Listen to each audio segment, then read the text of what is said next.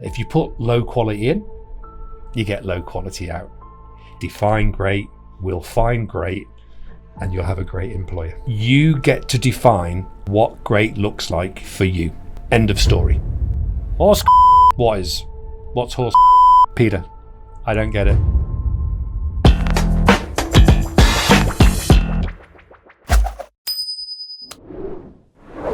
Hi everyone, welcome to Sure Thing with Boomering. So I'm Peter from Boomering. I'm a part owner and brand ambassador for the past 4 years with the company, introducing clients to the amazing talent the Philippines has to offer.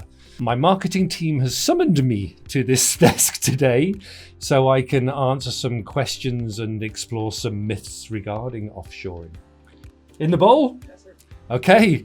I was expecting my marketing team to have them, but apparently we've got them right here in this exciting bowl. All right, here we go. This is from Sarah Whitmore. Thank you, Sarah. My colleagues have experienced offshore teams handing out low quality work.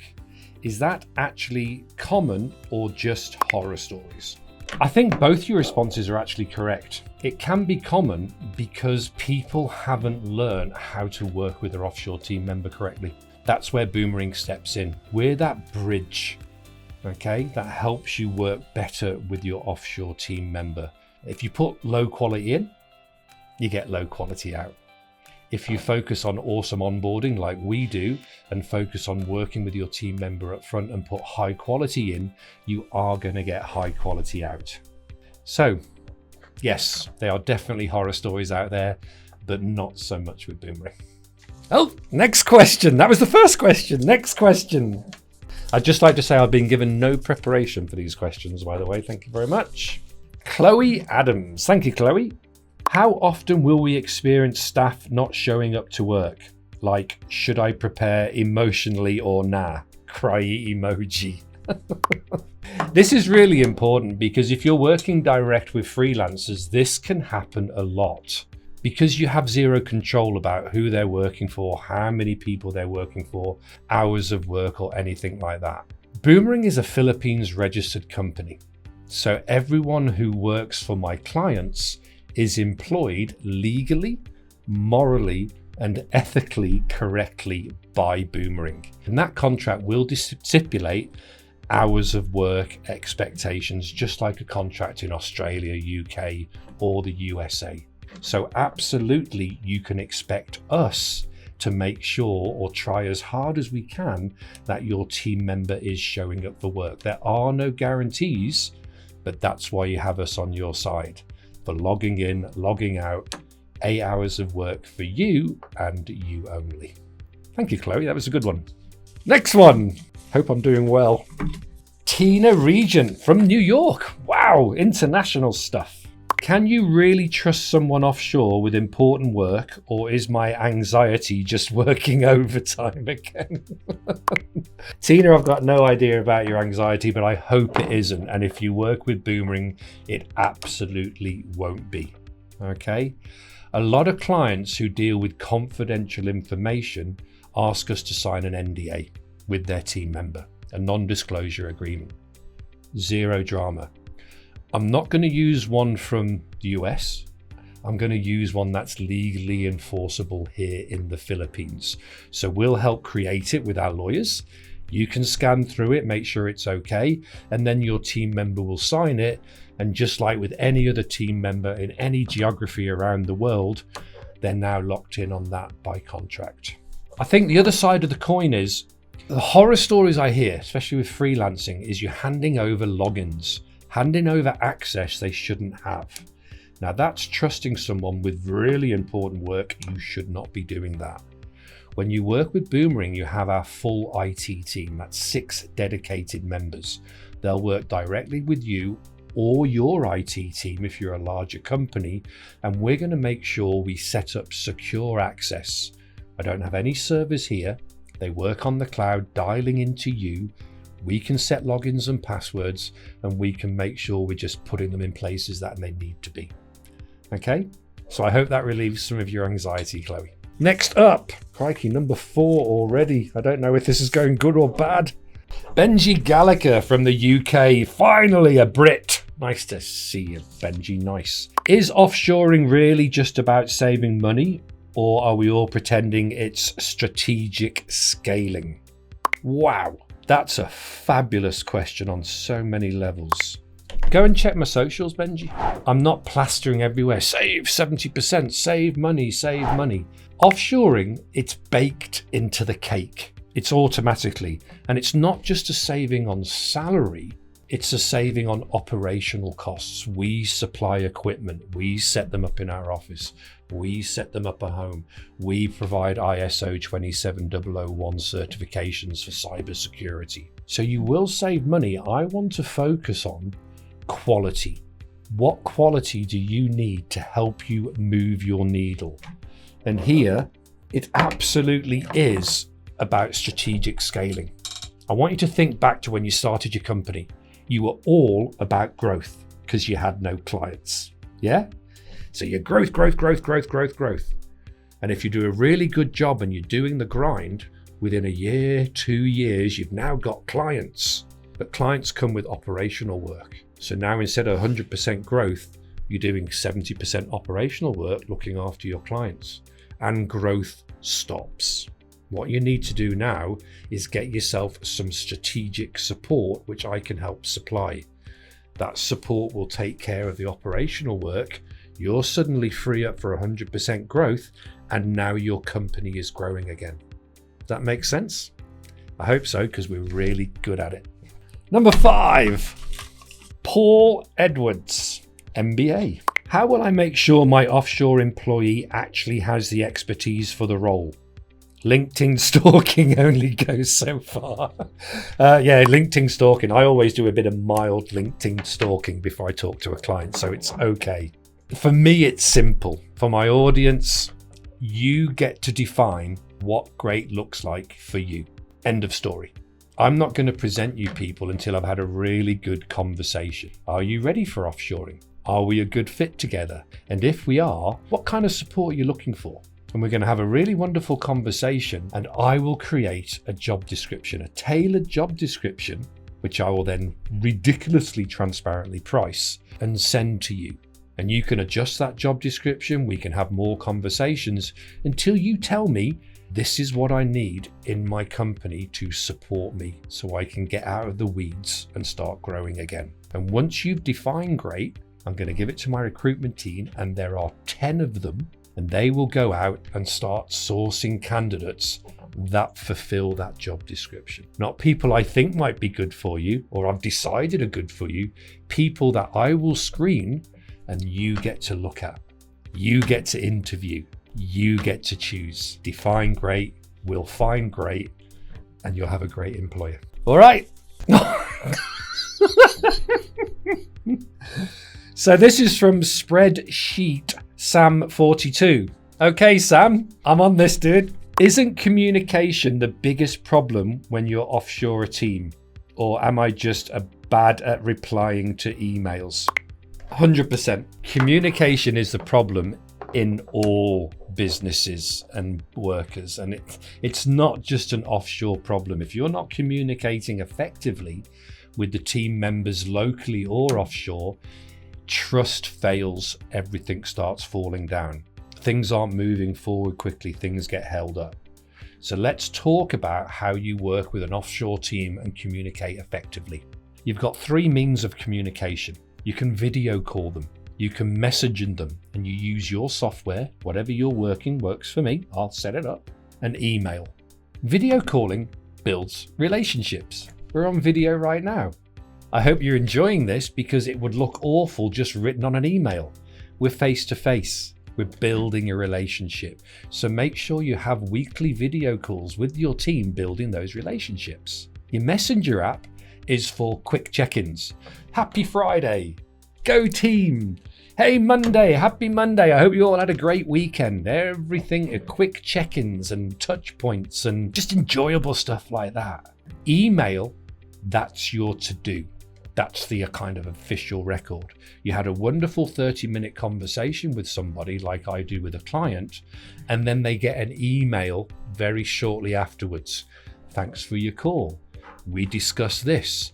This is what I'm going to do. This is what I expect from you. So that's how communication should be working. I hope that makes sense. Even if you don't have an offshore team, that might be a nice tip and something you might start instigating, because if you do those steps, it will make communication flow and life a lot easier for you. Crikey, my marketing team are making me work for this today. From James Holloway, are offshoring companies really paying the cheapest wages, or is that an outdated take people keep recycling? I can't speak for anybody else, James. I can only speak for Boomering. And yes, cheap wages is an outdated way of thinking. End of story. You cannot think of offshoring as a resource you buy.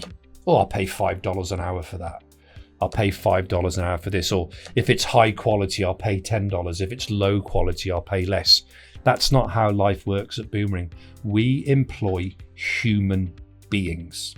It's why I charge a flat offshore fee. Doesn't matter how much your team member gets paid. They could be on 30,000 pesos a month or 100,000 pesos a month. The person who provides higher quality work at 100,000 pesos, I don't charge more for that, because all humans are equal. And I look after humans on behalf of my clients. So I charge a flat fee. So I absolutely do want you to forget about cheapest wages. And also think about this. I have clients who come to me constantly who have tried the cheap option and it's been a horror show. If you want good people, if you want to move the needle in your company, you've got to focus on what great and quality looks like for assistants to join you. I'll transparently price it and you get to decide if you want that person to find that person and join your team. Number 8, Dave runs an agency. Nice. Have you experienced staff working with more than one client? Does this happen frequently with offshoring, or am I just unlucky? It happens a lot. I bet it's happened in your life when you were growing up. Did you have 2 jobs? Did your parents maybe have 2 jobs? Did other people? I can't control what people do with their lives. That's not what I'm in the business for. What I can control is what they do 8 hours a day for you and only you. And what's very interesting here in the Philippines, I can't tell them not to have a second job. I can have them tell me that they do have a second job. And if their second job starts affecting performance on the contracted job they have with me, you can be sure HR will be having, and your account manager will be having a really good conversation with your team member about, wow, you joined awesome. They were so happy. A little bit of a drop. How can we get you back up? Let's get you back to where you were and let's get you developing professionally, personally. So no, I can't control what people do out of hours, but I can make sure they show up and work for you. Right, penultimate one. Whee! Intergalactic Orange. I am stealing that for sure. Do business owners lose control when they build an offshore team? Asking for my micromanaging tendencies, laughy emoji. I'm going to attack this on 2 levels, Intergalactic Orange. No, you don't lose control, and yes, you do lose control. You don't lose control because you're in control of who you need, who you choose, and who joins your company. So you're in full control of that. You need to lose control because you have to delegate and elevate. This is one of the most common mistakes clients make. They come to me looking for offshore teams. My first question is, are you ready for an offshore team? You might be ready operationally. Are you ready up here? Are you going to get rid of that work? Every business starts off as a baby, but the baby has to grow. The baby has to walk. Become a teenager, they'll have to leave the house. Are you prepared to give up this ownership so you can delegate so they can work? So yes, you're in control, and no, you're also not in control. I hope that makes sense. Last one. Sydney startup guy. Can small businesses or startups realistically build offshore teams, or is that just a Series A and beyond kind of thing? Any business can offshore. Outsourcing is what it was called back in the day in the 90s, was all for Wall Street, big banks, big finance institutions, all those big boys. Boomering have brought it to Main Street. I've got entrepreneurs that have one team member, an executive assistant. I've got medium-sized companies that have 10 employees. I've got larger companies that have got 20, 25, 30 team members with them. It's all about, are you ready for offshoring? I don't want to be off track here. So yes, small businesses and startups most definitely can benefit for offshoring if you're ready for it. Do you have the budget? I'm an awesome person to talk to because I'll give you good advice and transparent pricing. And you might look and go, I can't afford that. Then now's not your time. We'll help you find out when the right time is. I do have startups. Startups may have venture capital behind them. They're ready. They've got systems. They've got processes. They're ready to fulfill them. They need people to fill it and they've got money to pay for it. Awesome. That helps. An entrepreneur who's got systems and automations for the one-man band they are, but is still too pushed, but making money. They're ready for an executive assistant to join them. So yes, it can. I don't know if this is the right thing or the wrong thing to do. I'd like to tell you who isn't an ideal client for me. People who haven't put the work in. People who want shortcuts. People who aren't doing the grind. The business owners who get stuck in and do the grind and make themselves successful so they have bottlenecks and can't grow because they're too busy in the weeds. That's my client, whatever size you are. If you're a startup without capital behind you, and you're looking for lead generation, looking for outbound sales reps, and you're conscious of budget, there are people who can help you in the Philippines. It's just not me. There are no shortcuts. You've got to put the grind in. We've started in 2017, 8 years and going strong. There've been some scary moments, and every time they've been scary, we've knuckled down and put the work in. I don't know if this could make the video, but I hope that makes sense. Right. So that's answered your questions, and thanks very much for people who got involved and sent those in. Now, apparently, we're going to mean time. That thing in America where they read mean tweets about themselves. Well, apparently I've got to do that. So this should be fun. Horse. What is? I don't. Horse is horse. What's horse? Peter. I don't get it. Maybe we should have a chat. You do realise the 12.5 to 15% in the country we're effed. No, I don't, because I've got no clue what. 12.5 to 15% of what in the country? I don't get it. Moving on. Stephen Slater. Scumbags taking jobs away from Australians who want and need a job. Shame on any company that uses a service like this that robs Australians who need and want work. Hey, everybody wants to work. We're talking about humans here. And I'll give you a very interesting fact. Everybody who employs people in Australia who has an offshore team with me has grown the people locally. I don't take jobs. I supply support that unleashes the potential of onshore workers to do what they're supposed to be doing, ends up driving revenue and growth, and more people onshore get jobs. Stop thinking about onshore and offshore. Company has a global team. Woo! Number one out of the way. Okay.